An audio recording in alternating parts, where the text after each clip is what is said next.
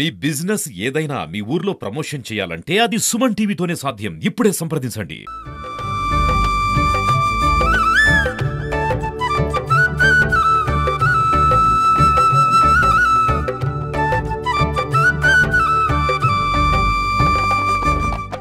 Welcome to Suman TV. మనం చూసుకున్నట్టయితే పల్నాడు జిల్లాలో most of the acres already paddy అంటే వరి కోతలు అనేది కంప్లీట్ అయిపోయాయండి. వరి కోత కంప్లీట్ అయిపోయినాక ఇక్కడ బేసిక్గా జరిగేది ఏంటంటే మనకి ఒంగోలు సైడ్ నుంచి అలాగే తెలంగాణ నుంచి కొంతమంది కూడా మేము ఇక్కడ బాతులు పిలుస్తారు. ఇక్కడ వచ్చేసి ఇక్కడికి వచ్చేసి వాళ్ళ జీవనాధారమైనటువంటి బాతుల పెంపకం అండి. బాతుల పెంపకం ద్వారా ఇక్కడ ఈ పొలాలలో తిరిగి ఈ రాలిపోయిన ఒడ్ల గింజలు ఏదైతే ఉంటాయో అవి తిని మేత కోసం తిని అవి పట్టబోసుకుంటే ఆ చిన్నపిల్లని 40 రోజులు 45 రోజులు పెంచి ఆ తర్వాత మార్కెట్లో చెన్నై, జార్ఖండ్, ఒరిస్సా, ఆంధ్రాలో కొంచెం బాతు మాంసం తినడం తక్కువ అండి. ఈ ఇతర మార్కెట్లో ఎక్కువ తింటారు. అక్కడికి ఎక్స్పోర్ట్ చేయడానికి బోకల ద్వారా ఈ బాతులు అమ్మకాడమే జరుగుతుంది. ఇదంతా నాణ్యానికి ఒకవైపు అండి. రెండో వైపు వచ్చేసి వాళ్ళు తరతరాలుగా వాళ్ళకి ఎటువంటి ఆశ దొరకపోవడం వల్ల మంచి ఉన్నత చదువు కూడా ఎవరిని అప్రోచ్ అవ్వాలి, ఎలా అప్రోచ్ అవ్వాలి, ఎవరు మాకు సాయం చేస్తారు, ఇలాంటి విషయాలు తెలియక పెద్ద చదువు కూడా ఎస్టీ కేటగిరీ నుంచి వచ్చి మంచిగా అంత కష్ట పరిస్థితుల్లో కూడా మంచిగా చదివి కానీ వాళ్ళ జీవనోపాధి ఈ బాతుల మీద ఉంటూ 2020 సంవత్సరాలు కూడా దురదృష్టకరం అని చెప్పేసి మేము భావిస్తా ఉన్నాం. అదే ప్రజానీకం కూడా భావిస్తా ఉంది. మంచి చదువు కూడా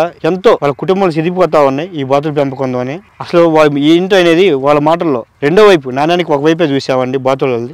రెండో వైపు కూడా ఇప్పుడు వాళ్ళ మాటల ద్వారా చూద్దాం. అమ్మా మీ పేరు ఏం పేరమ్మా? నా పేరు శిరీష. అమ్మా ఏం చదువుకున్నాను? డిగ్రీ చదువుకున్నాను సార్. డిగ్రీ చదువుకున్నామ్మా. మీరు? నేను ఇంటర్ చదువుకున్నాను సార్. ఇంటర్ డిగ్రీ చదువుకున్నారు మీరు. అమ్మా ఈ బాతుల పెంపకానికి ఎందుకు వచ్చారమ్మా? మీకంటే ఏదన్నా చిన్న జాబులు చేసుకునే స్తోమత ఉంది కదమ్మా? చిన్న స్తోమత ఉన్నా సార్, మాకు ఎవరు చెప్పేవాళ్ళు లేరు, ఏమీ లేదు. కుటుంబాల పరిస్థితి వల్ల వచ్చాము మేము ఇక్కడికి. బాతులు వేసుకుంటున్నాము, పిల్లలు చచ్చిపోతూ ఉన్నాయి. ఆ అప్పులు ఇంకా వడ్డీలు తెచ్చుకొని పెట్టుకుంటున్నాం, మా సొంత డబ్బు పెట్టుకుంటున్నాం. ఆదాయం ఏమీ రావట్లేదు సార్. ఆదాయాలు రాక ఇంకా చదువులు మానేసి ఉద్యోగాలు మానేసి వచ్చి ఈ జీవనాధారంలో ఉన్నాం. ఎందుకమ్మా బాతుల పెంపకాన్ని మీరు తరతరాల వృత్తి? ఇది తరతరాల వృత్తి. చిన్నప్పటి నుండి బాతుల పెంపకంలోనే పెరిగాము. అమ్మా ఇంతకుముందు గంగిరెద్దులు అని ఇలా ఉండేవాళ్ళు. వాళ్ళందరూ కూడా పిల్లలు చదివించుకున్నాక ఈ వృత్తి అంతా మానేసి కూడా చదువు వచ్చాక కొంత సెటిల్ అయిపోయారు, అందరిలో కలిసిపోయారు, అందరిలాగా చేసుకున్నారు. మీరు ఎందుకమ్మా ఇంకా సెటిల్ అవడానికి మేము 10,000 సంపాదిస్తాం సార్. దీంట్లో వస్తే లక్షలు వస్తాయి, పోతే లక్షలు పోతాయి. అది కాక మేము పెట్టుబడి పెట్టుకోవాలి. వీటికి పెట్టుబడి ఒక బాతు పిల్ల వచ్చి 30 రూపాయలు, 35 రూపాయలు, 50 రూపాయలు మార్కెట్ రేట్ ఎలా ఉంటే గుడ్లో నుండి బయటకు వచ్చిన పిల్ల 35. వాళ్ళు రేటుని బట్టి గుడ్డు వచ్చి 9 రూపాయలు, 8 రూపాయలు రేటు ఉండిద్ది అనమాట. మా దగ్గర కొనకెళ్ళి మా గుడ్లే వేస్తారు. మీ గుడ్లు వేసుకొని మళ్ళీ మీకే పిల్లలు మిషన్ వేసి 30 రూపాయలు 9 రూపాయలు గుడ్డు కొంటారు. సో 9 రూపాయలు గుడ్డు కొని మిషన్లో వేసి దాని మళ్ళీ 30 రూపాయలు మళ్ళీ మీకే వాటిని మేము 40 రోజులు నూకలు పోసి మందులు పోసి పెంచాలి సార్. పెంచినాక తర్వాత ఒడ్లు మేస్తాయి. 3 నెలలు బాతులను పెంచాలి మేము. అప్పుడు కోతకి మద్రాసు, కేరళ అటు వైజాగ్ అటు పోతాయి. 1 నుంచి 90 రోజులు పెంచితే 90 రోజులు కోతకు వస్తుంది. చెన్నై, జార్ఖండ్ ఇటు సైడ్ పంపించేసి కోసుకుంటాం. పెట్టుబడి మనం అప్పులు తెచ్చుకొని పెట్టుకోవాలి. ఎవరికి మనం పెట్టుబడి పెట్టరు, ఎవరు ఏమి ఇవ్వరు సార్. మా సొంత డబ్బు తెచ్చుకొని ఆడ కష్టపడి తెచ్చుకోవాలి, పెట్టుకోవాలి. ఎంత కాడికి 2 రూపాయలు 3 రూపాయలు ఇచ్చేవాళ్ళు 10 రూపాయలకు కూడా ఇస్తారు సార్. ఉన్నోళ్ళు కూడా 10 రూపాయలకు ఇస్తారుగా. 10 రూపాయలకు తెచ్చుకున్నా మాకేం లాభం ఏమి ఉండదు. తెచ్చుకున్నారమ్మా ఎప్పుడన్నా 10 రూపాయలకు కూడా? 10 రూపాయలకు కూడా తెచ్చుకున్నాం. 100కి 10 రూపాయలు తెచ్చుకున్నాం. మీ దగ్గర కూడా 10 రూపాయలు? మా దగ్గర కూడా తీసుకునే వాళ్ళు ఉన్నారు. ఏమన్నా సాయం చేసే ఏమి చెయ్యరు సార్. గవర్నమెంట్ చేస్తేనే చేయడం, లేకపోతే ఇంకెవరు చేయరు. మేమే కష్టపడాలి. గవర్నమెంట్ కూడా మీరు ఎప్పుడన్నా కలెక్టర్ కానీ లోకల్ కాదు. మా మామయ్యకి 65 సంవత్సరాలు సార్. ఆయనకి ఇప్పటికి పెన్షనే రాలేదు సార్. చెప్పు. మా అత్త చనిపోయింది సార్ కరోనాలో. ఆమె కరోనాలో చనిపోతే మాకున్నది ఒక ఇల్లు, ఒక కరెంటు బిల్లు. దానికి వాళ్ళు 10 ఇల్లులు 10 ఆస్తులు ఉన్నాయని చెప్పి పెట్టారు.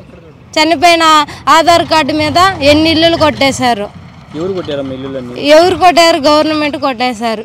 ఆధార్ కార్డు నెంబర్ల మీద ఇన్ని ఆస్తులు ఉన్నాయని చూపిస్తున్నారు. ఆయనకి ఇప్పటికి పింఛన్ రాలేదు సార్.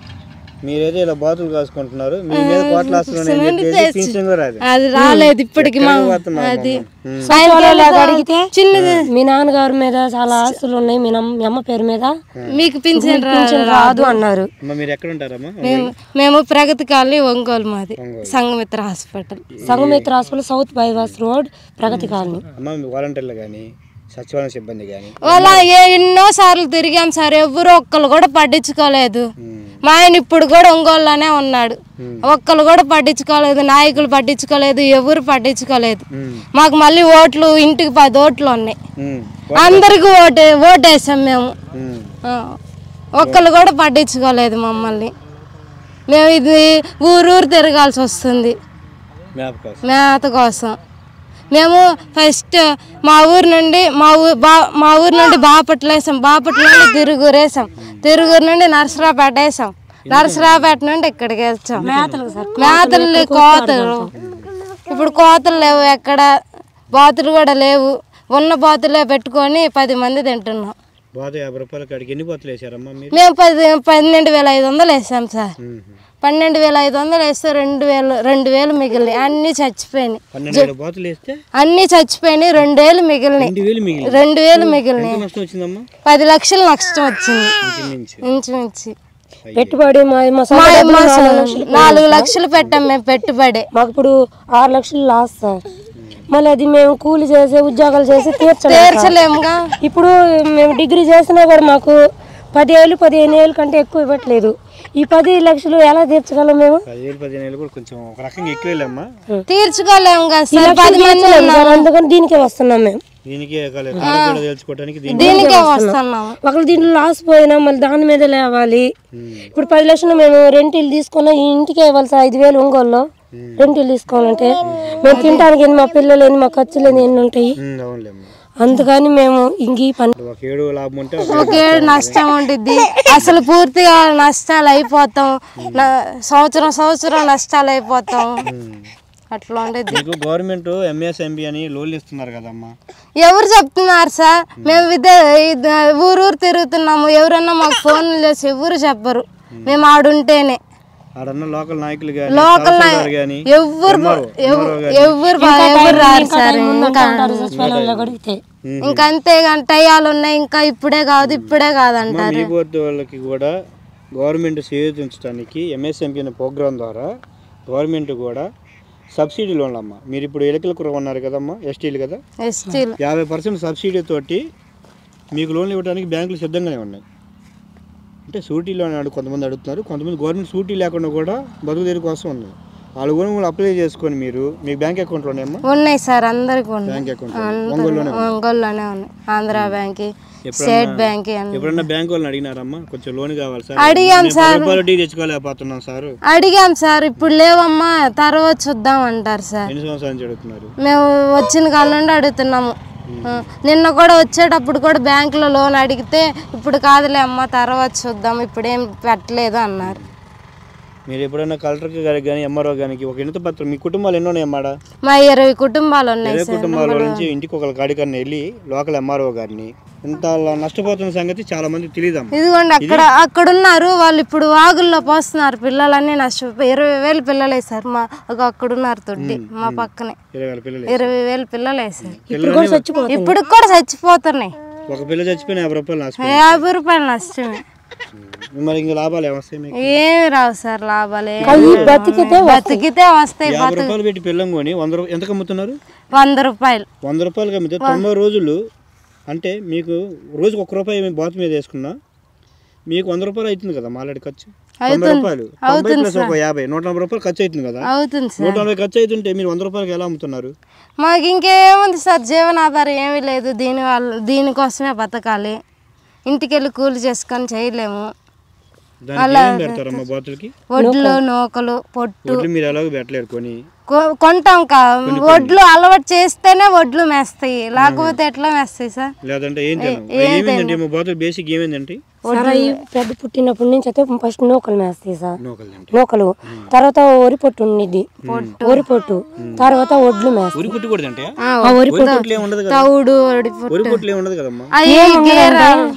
అంటే నూకలు అది మిక్సింగ్ చేసి పెడతారు అలవాటు చేయడానికి ఒడ్లని, అంటే పసిపిల్లలు కదా అవి మిక్సింగ్ చేసి పెట్టినా ఆ పెంకులోకి కొంచెం తవుడు కలిపి నూకలు కలిపి పెడతాం సార్. పెట్టినాక తర్వాత ఒడ్లు మేస్తాయి. ఒడ్లు మేస్తే ఇంకా ఫ్రీ ఒడ్లు మేసుకోవచ్చు, కానీ ఒక నెల అంతా కొనిపోయాలి, అంటే అలవాటు అయ్యేదాకా. మిగలపోయినా 40 రోజులు మేపాలి. పనికిరాని ఒడ్లు గాలికుంటూ గొర్రెలకు అదే సార్, గొర్రెలకి ఎలాంటి జబ్బు వ్యాధి వచ్చిందో అదే వ్యాధి వచ్చింది, వాటికి సంబంధించిన మందులు వీటికి వాడతాం. ఈ మందులు విజయవాడ, గుంటూరు అప్పేమి ఇవ్వరు సార్, మా సొంత డబ్బులతోనే. నిన్న విజయవాడ హాస్పిటల్కి వెళ్ళా కూడా చెకప్ చేపించాము, అయినా జబ్బు తగ్గలేదు మాకు. బాగుంతులు చేసి కోసి దానికి సంబంధించిన తేళ్ళు వచ్చినా లైట్లుండి లేక రాత్రి కూడా వచ్చింది, రాత్రి కొట్టాను సార్, పాము వచ్చింది, 2 తాళ్ళ పాము, కాయల పాము, అన్ని పాములు వస్తాయి. అంతే పోరాటం చేస్తున్నాం, తప్పదు కదా. ఎండ అయినా వానైనా నిలబ ఉండాలి సార్. గవర్నమెంట్ స్కూల్లోనే చదువుకున్నాం, కానీ విధి వంచన దెబ్బకి మా అమ్మ చనిపోయింది సార్, మా అమ్మ చనిపోయింది. మా నాన్న తరతరాల నుంచి ఈ వ్యాపారమే చేస్తున్నాడు, దానివల్ల లాస్ పోయాడు చాలా లక్షలు. ఇప్పుడు మాకు 10 లక్షల దాకా బాకీ ఉంది సార్. ఇప్పుడు మేము జాబ్కి వెళ్తాం, మేము అందరూ 10 ఏళ్ళు, ఈ అమ్మాయి 10 ఏళ్ళు, 10 ఏళ్ళు, మా అన్నదమ్ముళ్ళు అందరూ 10 ఏళ్ళైనా, అమ్మాయి కూతురుని నేను సంపాదిస్తాం, కానీ సరిపోదు సార్, వీళ్ళు వడ్డీలకు కూడా సరిపోవు. 10 రూపాయలు వడ్డీకి తెస్తే 3 రూపాయలు 4 రూపాయలు 10 రూపాయలు వడ్డీలు తెచ్చున్నారు. లక్షకి 3వ సంవత్సరం లక్షకి 1,00,000 అయిపోతుంది సార్. ఈ 10 ఏళ్ళు పెట్టి ఇంట్లో ఎలాగా మా పిల్లలేని మేము ఇంకా ఎన్ని ఖర్చులు ఉంటాయి. మా నాన్న ఒక వయసు వచ్చి ఆయన చేయలేడు, మా అన్నదమ్ముళ్ళు మేము చేసుకుంటూ నట్టుకొని పోవాలి. ఇప్పుడు ఏం కట్టకపోతే ఇప్పుడు మా ఇల్లు పట్టాలు పెట్టి అప్పులు తెచ్చారు డబ్బులు, అవి మేము ఉద్యోగాలు చేసి తీర్చలేము సార్. అందుకని ఈ వ్యాపారం చేసుకుంటే 1 సంవత్సరం పోయినా ఇంకొక సంవత్సరం వచ్చి దాని ఆశ, దాని మీద నమ్మకంతో వచ్చాము, పోరాడుతున్నాం అంతే. ఈ సంవత్సరం అయితే చాలా లాస్ సార్, 10 లక్షలు లాస్. దాంట్లో మా సొంతంగా 4 లక్షలు పెట్టాం, 6 లక్షలు మాత్రం వడ్డీకి తెచ్చుకున్నాం. ఆ వడ్డీ రేపు మళ్ళీ వచ్చే సంక్రాంతి కాలం మేము కట్టాలి, కట్టకపోతే మా ఇల్లులు పోతాయి. ఇంకా మేమేం పెట్టామో మా ఒంటి మీద ఉన్న బంగారం కానీ ఏదైనా కానీ అన్ని వదిలేసుకొని చేస్తారు సార్, గవర్నమెంట్ చేస్తారు. అమ్మటానికి ఎవరున్నారు సార్, మనకేమో ఆ భాష తెలీదు. ఆ భాష నేర్చుకొని అక్కడికి వెళ్ళి అక్కడ దొంగలు బొంగలు అందరు ఉంటారు, దొంగతనాలు చేస్తారు, మర్డర్లు చేస్తారు. మేము అసలు ఎప్పుడు చేయలేదు సార్. దానికి సంబంధించిన ఎవరో ఒకరు బాకులే ఉంటారు, వాళ్ళ తరతరాలు వాళ్ళు అలాగే ఉంటారు, వాళ్ళు మంచి స్థాయిలో ఉంటారు సార్. ఇక్కడ మా దగ్గర 100 రూపాయలకి అమ్ముకొని వాళ్ళు 150కి 200కి వాళ్ళ మార్కెట్ రేట్ వాళ్ళు సంపాదించుకొని ఉంటారు. మేము ఇలాగే ఉంటాం, మా దగ్గర తీసుకున్నా మేము ఇలాగే ఉంటాం. వాళ్ళు ఎప్పుడమ్మా వాళ్ళు లోన్ ఏర్పడిచ్చే మార్గం ఏమీ చేయరు, వాళ్ళు కూడా మా అలాగే బాతులు మేపుతానే ఉంటారు. వాళ్ళు కూడా వాళ్ళు మాకేమైనా హెల్ప్ చేస్తారు సార్, బాతులకి హెల్ప్ చేస్తే రేపు ఆ బాతులు కొనే టయానికి చాలా తక్కువగా తీసుకుంటారు మా కాడ. ఇప్పుడు వాళ్ళు 100 రూపాయలు బాతు కొంటున్నారు కదా పెద్ద అయినాక, వాళ్ళు ఇచ్చేటప్పటికి మాకు ఎక్కువ రేటుకి ఇచ్చి వాళ్ళు పెట్టుబడి పెట్టి ఒకవేళ నష్టపోయాం, మనకు బాతులు ఏమైనా చనిపోయి నష్టపోయినా సరే వదలరు సార్. ఖచ్చితంగా ఆ రోజు ఎంత రేటు పెట్టారో అంత మా కాడ వసూలు చేస్తారు. పాపం పుణ్యం అనేది ఏమి ఉండదు. మీరు ఏ సావన సావండి, మా డబ్బులు మాకు కట్టియాలంటారు. మీరేమైనా మాకు సహాయం చేయండి సార్, గవర్నమెంట్ వల్ల. మా ద్వారా కూడా సుమన్ మేము ఏదన్నా కలెక్టర్ గారికి ఎంఆర్ఓ గారికి వాళ్ళకి ఇన్ఫార్మ్ చేసి ఏదన్నా మీకు మా వంతు ప్రయత్నం మేము చేస్తాము. మానవతా దృక్పథంతో వీళ్ళకైనా మీరు లోన్లు కనుక ప్రొవైడ్ చేయగలిగితే కొన్ని కుటుంబాలకి మీరు భరోసా కల్పించిన వాళ్ళు అవుతారు. ఈ సమాజంలో భాగస్వాములు చేయని వాళ్ళు ఇలాంటి వాళ్ళని కూడా ఈ సమాజంలో భాగస్వాములు చేయడానికి మీ అంతా తోడ్పాటు అందించాలని చెప్పేసి సుమన్ టీవీ పల్నాడు యాజమాన్యం తర్వాత మేము కోరుకుంటున్నామండి.